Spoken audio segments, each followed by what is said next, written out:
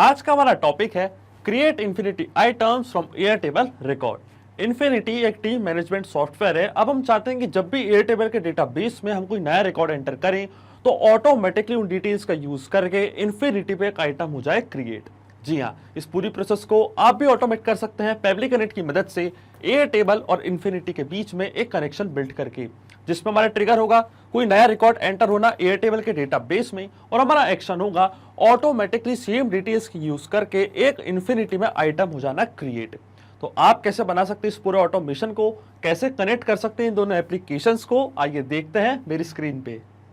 तो चलिए बनाते हैं एक ऐसा ऑटोमेशन एयरटेबल और इन्फिनिटी के बीच में कि जैसे ही एयरटेबल के डेटाबेस में हम कोई नई डिटेल्स एंटर करें हमारे कस्टमर की, तो ऑटोमेटिकली सेम डिटेल्स का यूज करके इन्फिनिटी के बोर्ड में एक आइटम हो जाए क्रिएट, वो भी ऑटोमेटिकली। तो आप देख सकते हैं ये है मेरे एयरटेबल का डेटाबेस जिसको मैंने नाम दिया है कस्टमर डिटेल्स का। यहाँ पे मैं अपने सारे कस्टमर की डिटेल्स एंटर करता हूँ, लाइक उनका first name, last name, email, mobile number. अब मैं चाहता हूँ कि जब भी मैं एयरटेबल के डेटाबेस में कोई नई कस्टमर की डिटेल्स एंटर करूँ तो ऑटोमेटिकली वो सेम डिटेल्स जाके रिकॉर्ड हो जाए इन्फिनिटी के बोर्ड में एज अ आइटम। चलते हैं न्यू टैब पे। आप देख सकते हैं ये है पेबली का लैंडिंग पेज। पेबली की मदद से हम इस पूरी प्रोसेस को ऑटोमेट कर देंगे इन दोनों एप्लीकेशंस के बीच में एक कनेक्शन बिल्ड करके। पेबली एक बहुत ही अमेजिंग सॉफ्टवेयर है जहां मल्टीपल एप्लीकेशंस को कनेक्ट इंटीग्रेट कर सकते हैं। अगर आप नए यूज़र हैं तो जाइए साइन अप फॉर फ्री पे, जहां आपको हर महीने मिलेंगे फ्री टास्क कैसे ऑटोमेशन क्रिएट करने के लिए। अगर आप एग्जिस्टिंग यूज़र हैं तो क्लिक करिएगा साइन इन पे। साइन इन पे क्लिक करते ही आपके सामने ओपन होंगी पेबली की 5 एप्लीकेशंस। आज हमको यूज़ करना है पेबली कनेक्ट का, क्योंकि आज हमको एक कनेक्शन बिल्ड करना है दो एप्लीकेशंस के बीच में, इसलिए हम यूज़ करेंगे पेबली कनेक्ट का। क्लिक करेंगे एक्सेस नाउ पे। एक्सेस नाउ पे क्लिक करते ही हमारे सामने ओपन होगा पेबली कनेक्ट का डैशबोर्ड। यहाँ पे हमको बनाना है एक नया वर्कफ्लो, तो क्लिक करेंगे हम क्रिएट वर्कफ्लो पे। जैसे आप क्रिएट वर्कफ्लो पे क्लिक करेंगे आपके सामने डायलॉग बॉक्स अपेयर होगा जहाँ आपको इस वर्कफ्लो को एक नाम देना है। तो मान लीजिए मैं इसे नाम देता हूँ create infinity items from Airtable record. आप अपने रिक्वायरमेंट के हिसाब से इसे कोई और भी नाम दे सकते हैं। फिर क्लिक करना हमको क्रिएट पे। क्रिएट पे क्लिक करते ही हमारे सामने ओपन होंगी ये दो इंपॉर्टेंट विंडोज। इनको हम कहते हैं ट्रिगर एंड एक्शन। बेसिकली जो पूरा ऑटोमेशन आज हम बनाने वाले हैं वो इन दोनों प्रिंसिपल्स कॉन्सेप्ट्स पर ही बेस्ड होते हैं। इनके डेफिनेशन की बात करें तो ट्रिगर कहता है व्हेन दिस हैपेंस, मतलब जब ऐसा हो। तो एक्शन कहता है डू दिस, मतलब ऐसा कर दो। तो आज का हमारा ऑब्जेक्टिव क्या है? आज का हमारा ऑब्जेक्टिव ये है कि जब भी एयरटेबल के डेटाबेस में मैं कोई नई डिटेल्स एंटर करूं, कोई नई रो में डिटेल्स एंटर करूं, तो ऑटोमेटिकली उन डिटेल्स का यूज करके इन्फिनिटी के बोर्ड में एक आइटम हो जाए क्रिएट, वो भी ऑटोमेटिकली। तो जो हमारी ट्रिगर एप्लीकेशन होगी वो होगी एयरटेबल, और जो हमारी एक्शन एप्लीकेशन होगी वो होगी इन्फिनिटी। इसका मतलब एयरटेबल यहाँ से चूज करूंगा मेरी ट्रिगर एप्लीकेशन, और ट्रिगर इवेंट पे हम सिलेक्ट करेंगे न्यू रिकॉर्ड।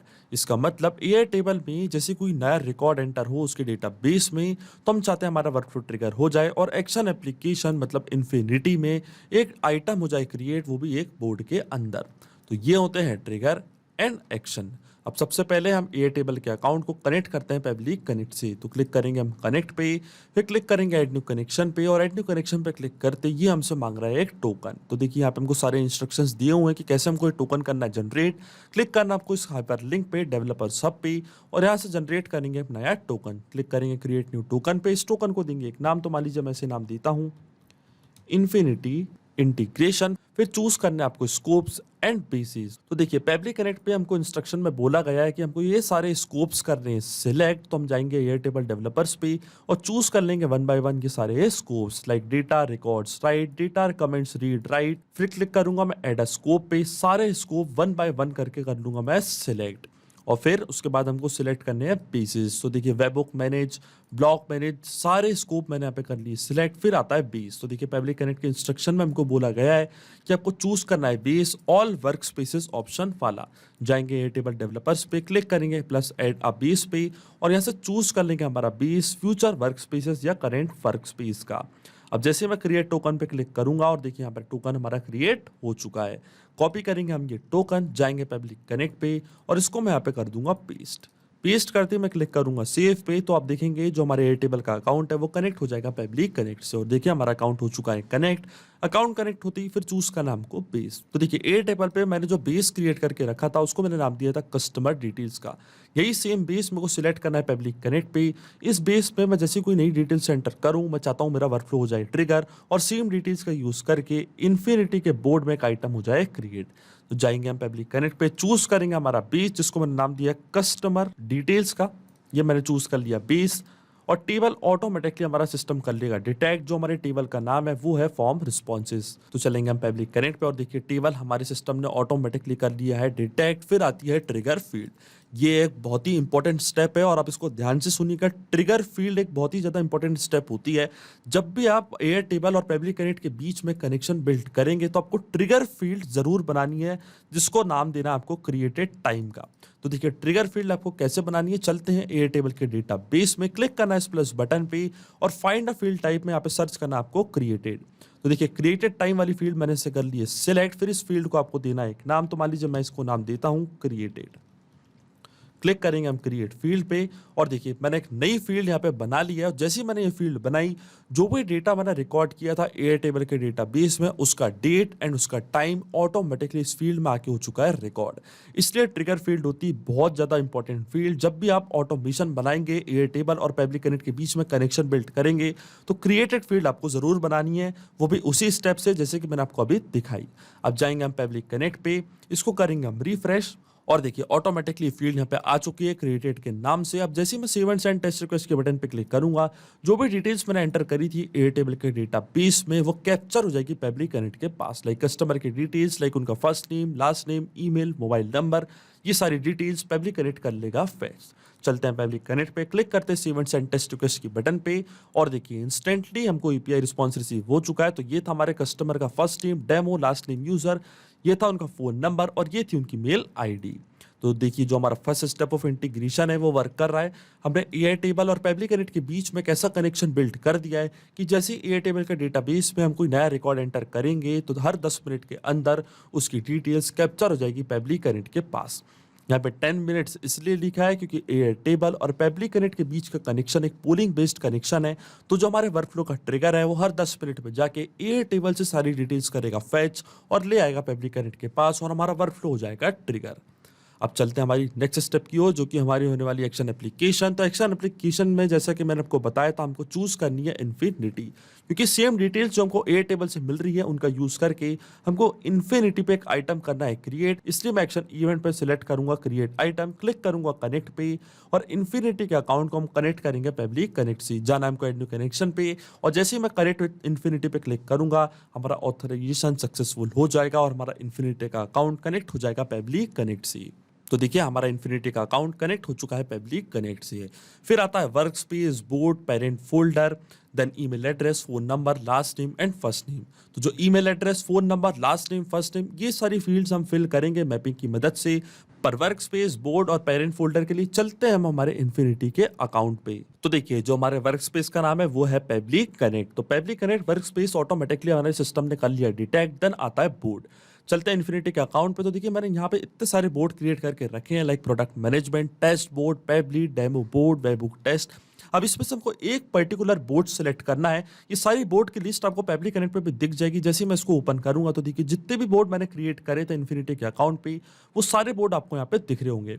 तो यहाँ पे चूज करना है मेरे को एक पर्टिकुलर बोर्ड जिसमें कि मेरे को आइटम करने हैं क्रिएट, कि जैसे एयर टेबल पे कोई नया रिकॉर्ड एंटर हो तो उस पर्टिकुलर बोर्ड में एक आइटम हो जाए क्रिएट। तो देखिए यहाँ पे जो बोर्ड है वो मैंने क्रिएट करा है डेमो बोर्ड। इसको मैं करूंगा ओपन। इस पर्टिकुलर बोर्ड में मैं एक आइटम करना चाहता हूँ क्रिएट। तो जाऊंगा मैं पब्लिक कनेक्ट पे, चूज कर लूंगा हमारा बोर्ड डेमो बोर्ड। फिर आता है पेरेंट फोल्डर। तो देखिए पेरेंट फोल्डर क्या है, कस्टमर कॉन्टैक्ट डिटेल्स। चलते हैं इन्फिनिटी के अकाउंट पे। तो देखिए पेरेंट फोल्डर मैंने बना के रखा था कस्टमर कॉन्टैक्ट डिटेल्स का। मैं चाहता हूं कि एयर टेबल के डेटाबेस में जैसे मैं यहाँ पे कोई डिटेल्स एंटर करूं तो इस पर्टिकुलर बोर्ड में एक आइटम हो जाए क्रिएट। चलेंगे आप पब्लिक कनेक्ट पे और देखिए पेरेंट फोल्डर भी हमारे सिस्टम ने ऑटोमेटिकली कर लिया डिटेक्ट। सोर्स फोल्डर ये एक मैंडेटरी फील्ड नहीं है, इसको हम छोड़ेंगे ब्लैंक। देन आती है email address, phone number, last name and first name. तो जैसे कि मैंने आपको बोला था, यहाँ पे हम यूज करेंगे मैपिंग का। अब आप सोच रहे होंगे कि मैपिंग का मतलब क्या होता है। मैपिंग का मतलब ये होता है कि जो रिस्पॉन्स हमको मिला था ट्रिगर एप्लीकेशन से, इसका यूज हम यहाँ पे कर लेंगे, वो भी विदाउट मैन्युअली टाइप करके। इस प्रोसेस को हम कहते हैं मैपिंग। तो मैं आपको बताता हूँ मैपिंग कैसे की जाती है। जैसे आप इस ब्लैंक फील्ड पे क्लिक करेंगे तो देखिए यहाँ पे क्या लिखा आ रहा है, insert data from previous step, और एयर टेबल जो कि हमारी ट्रिगर एप्लीकेशन थी वो आपको यहाँ पे शो हो रही होगी। इसके ड्रॉप डाउन पे आप जैसे क्लिक करेंगे तो जो भी रिस्पॉन्स हमको मिला था ट्रिगर एप्लीकेशन से, वो पूरा रिस्पॉन्स आपको यहाँ पे दिखने लग जाएगा। तो जो हमारे कस्टमर की मेल आईडी थी वो ये थी, demo@publictools.com। ये मैंने यहाँ पे कर दी मैप। इसी तरीके से फोन नंबर भी हम कर देंगे मैप। देन आता है लास्ट नेम, तो लास्ट नेम भी मैं करूंगा मैप। ये था हमारे कस्टमर का लास्ट नेम। देन आता है फर्स्ट नेम डेमो, तो ये था हमारे कस्टमर का फर्स्ट नेम। तो देखिए सारी डिटेल्स मैंने यहाँ पे कर दी है मैप। अब आप सोच रहे होंगे कि यहाँ पे मैंने मैपिंग का यूज क्यों किया है और ये मैपिंग का मतलब क्या होता है।